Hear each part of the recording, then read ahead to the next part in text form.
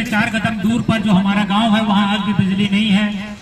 मोदी जी से कुटिलता से सच्चाई को छिपाया गया है, कितनी साजिशाना तरीके से रामनगर से लेकर पंतनगर तक जिस मार्ग से तमाम उन लोगों को हटा दिया गया जो अपनी रोजी रोटी वहां पर कमा रहे हैं।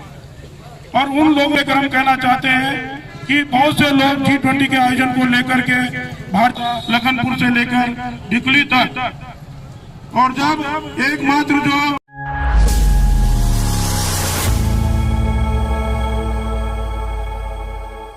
रामनगर के लिए जो खर्च किया गया है, साथियों ये किसका पैसा है? ये आम जन का पैसा है, ये टैक्स का पैसा है, ये आम जन के सिर से लिया गया है। इसको खर्च करने के लिए हमारी मोदी सरकार ने आने वाले चुनाव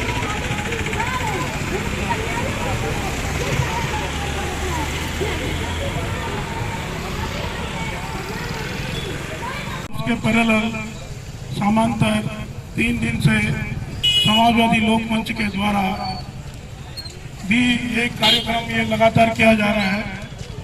और तो G20 का जो एजेंडा है, जैसे साथियों ने बताया, उसमें स्वास्थ्य है, विज्ञान है, बीमारियों का जो नई तकनीक है उसके बारे में बातचीत कर उनको करना है। G20 का आयोजन हो रहा है, अच्छी बात है, रामनगर में हो रहा है। लेकिन हम कहना चाहते हैं, जो हमको ऐतराज है कि G20 के नाम पर, G20 के आयोजन के नाम पर जो पूरा रामनगर से लेकर पंतनगर तक जिस मार्ग से मेहमानों को आना है, उस मार्ग को पर आने वाले वो तमाम उन लोगों को हटा दिया गया जो अपनी रोजी रोटी वहां पर कमा रहे हैं। और उन लोगों को वहां पर रहने दिया जो भारतीय जनता पार्टी के या तो पदाधिकारी है या जो उनका झंडा लेकर मोदी का भक्ति को लेकर वहां पर गुणगान कर रहे हैं। इस बात को लेकर हम कहना चाहते हैं कि बहुत से लोग G20 के आयोजन को लेकर के भारतीय जनता पार्टी, मोदी सरकार, उत्तराखंड सरकार जय जयकार करे, कोई बात नहीं, उनको जय जयकार करनी है।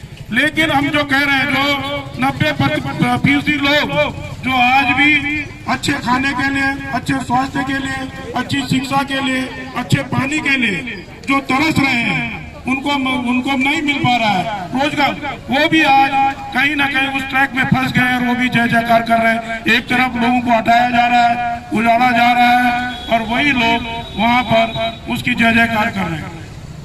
हम लोगों को इस बात का भी ऐतराज है कि जब रामनगर के अंदर G20 को लेकर के लोगों को कोसी रोड से लेकर हटाया जा रहा था, लखनपुर से लेकर डिकली तक, और जब एकमात्र जो हमारा जो जन सुविधाएं थी वहां पर लखनपुर के अंदर, एकमात्र जो पेशाब करता उसको बुलडोजर ला करके तोड़ दिया गया, तो जब हम लोगों ने विरोध किया, बात करी, तो तब हम कहना चाहते हैं कि रामनगर का जो विधायक है, जो दीवान सिंह बिष्ट जी हैं, जो भारतीय जनता पार्टी के नेता हैं, वो सब मौन रहते हैं।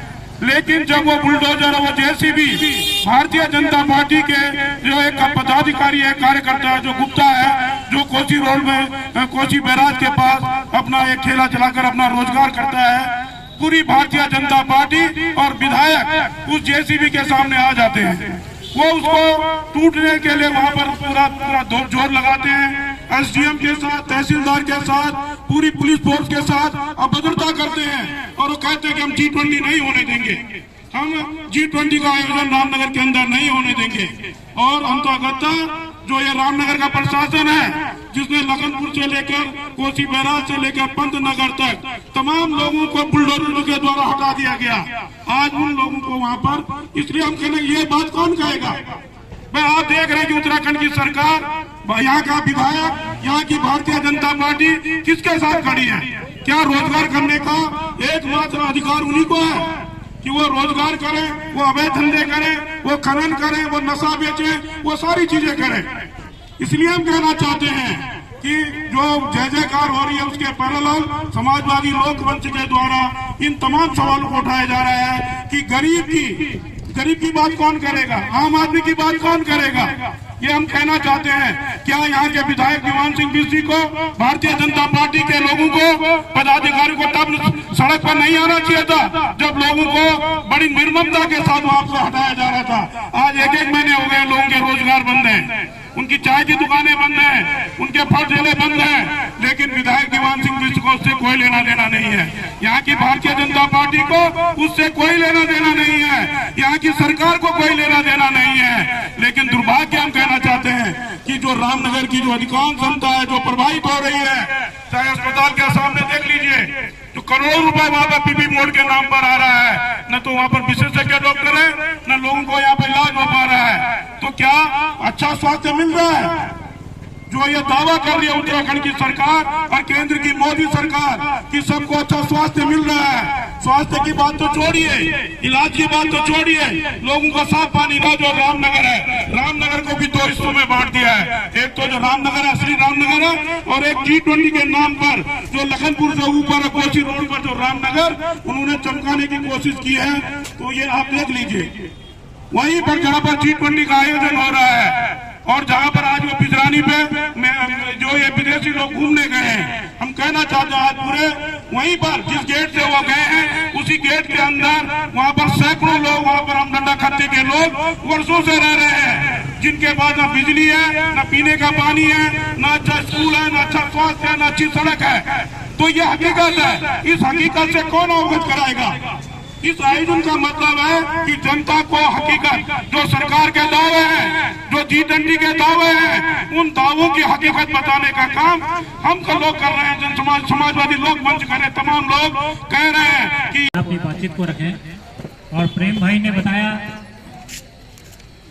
कि ढिकली से 4 कदम दूर पर जो हमारा गांव है वहां आज भी बिजली नहीं है। मोदी जी संसद से चिल्ला रहे हैं और धामी जी देहरादून से चिल्ला रहे हैं कि डबल इंजन की सरकार डबल विकास कर रही है, लेकिन हम देख रहे हैं असलियत गांव में कि जो आदमी रह रहा है उसकी हालत कितनी खस्ता है। तो पवन जी आए, अपनी बातचीत को रखें। पवन भाई। शुक्रिया खालिद जी। साथियों, मैं भी पर्चा पढ़ रहा था। समाजवादी लोकमंच के साथियों ने जो हम लोगों ने जो पर्चा निकाला है, इस पर्चे में बताया गया है कि ये जो G20 सम्मेलन हो रहा है उसका नारा है एक विश्व, एक परिवार, एक भविष्य। तो इस नारे के पीछे जो आप देख रहे हैं कितनी कुटिलता से सच्चाई को छिपाया गया है, कितनी साजिशाना तरीके से, कितनी बड़ी बात ये अगर देखा जाए तो बहुत बड़ी बात है, बहुत आदर्श बात है अगर चीजें एक तरह से हो जाए, लेकिन ये है नहीं। खुद इनकी ही पार्टी, आप देखिए कि इनकी पार्टी के नेताओं के बच्चे, शिक्षा के बारे में हम बात करें, स्वास्थ्य के बारे में बात करें, तमाम सारी सुख सुविधाओं के बारे में बात करें, तो सच्चाई इससे कोसों दूर है। इनके नेता आम जनता के बच्चों को धर्म के नाम पर, जाति के नाम पर मर मिटने के लिए बात करते हैं, आह्वान करते हैं, लेकिन अपने बच्चों को विदेशों में पढ़ाते हैं। इनके नेता तमाम सारी जो सुख सुविधाएं खुद भोगते हैं, आम जनता को त्याग करने की बात करते हैं। आप कहते हैं कि आप सब्सिडी छोड़ दो, वैसे तो उन्होंने खुद ही छोड़ा दी, बंद ही कर दी अब तो, लेकिन जब सब्सिडी चल रही थी तब विज्ञापन आ रहा था कि आप सब्सिडी छोड़ दो, गैस की सब्सिडी छोड़ दो और तमाम सारी जो सरकार से मिलती है। तो ये जो इनकी बातें होती हैं, ये दोगली बातें होती हैं, और इस नारे में भी ये दोगली बात साफ साफ झलक रही है। यहाँ पे सुनने वाले तमाम जो रामनगर के वासी हैं, जो इस धरना का हिस्सा नहीं है, जो दूर से सुन रहे हैं, सिर्फ मूक दर्शक बने हुए हैं, उनसे कुछ बातें मैं कहना चाहूंगा कि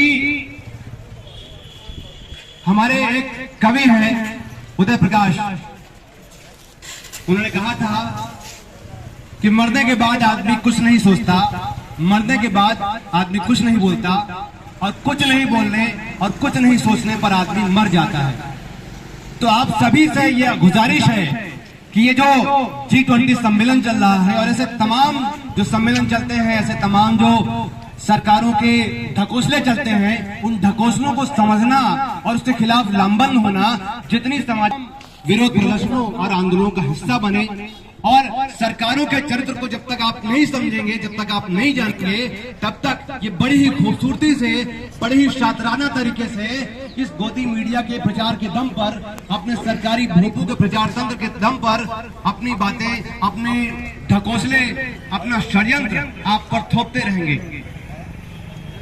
हमारे क्रांतिकारी अभी पास थे, अभी 23 मार्च को उनका शहादत दिवस था। समाज बदलने के सपने के क्रम में इन उद्योगपतियों के दलालों, चाटुकारों की जो पार्टियां हैं, जो सरकारें चलाती हैं, जो आपको और हमको लूटती हैं, कदम कदम पर लूटती हैं और एक देश, एक भविष्य, एक संस्कृति का नारा देती हैं, ये जो नारे देती हैं, इन नारों का हम शिकार होते हैं। इसके खिलाफ हमें लामबंद होने की जरूरत है, लड़ने की जरूरत है। और आखिर में मैं अपनी बात एक गीत के साथ समाप्त करूंगा। पाश की ही एक कविता है जिसको गीत के रूप में पेश करूंगा। हम लड़ेंगे साथी, अगर अनुमति है तो। हम लड़ेंगे साथी, हम लड़ेंगे साथी, हम लड़ेंगे साथी, हम लड़ेंगे साथी। हथौड़ा अब भी चलता है उदास निहाई पर, हल्की लीखे अब भी बनती चीखती धरती पर। हथौड़ा अब भी चलता है उदास निहाई पर, हल्की लीखे अब भी बनती चीखती धरती पर। ये काम हमारा नहीं बनता, सवाल नाचता है, सवाल नाचता है, सवाल नाचता है। सवाल के कंधों पर चढ़कर हम लड़ेंगे साथी, हम लड़ेंगे साथी, हम लड़ेंगे साथी, हम लड़ेंगे साथी। कत्ल हुए जज्बात की कसम खाकर, हाथों पर पड़ी गांठों की कसम खाकर। कत्ल हुए जज्बात की कसम खाकर, बुझी हुई नजरों की कसम, हाथों पर पड़ी गांठों की कसम खाकर। हम लड़ेंगे साथी, हम लड़ेंगे साथी, हम लड़ेंगे साथी, हम लड़ेंगे साथी। हम लड़ेंगे कि लड़ने के बगैर कुछ भी नहीं मिलता, हम लड़ेंगे कि लड़ने के बगैर कुछ भी नहीं मिलता।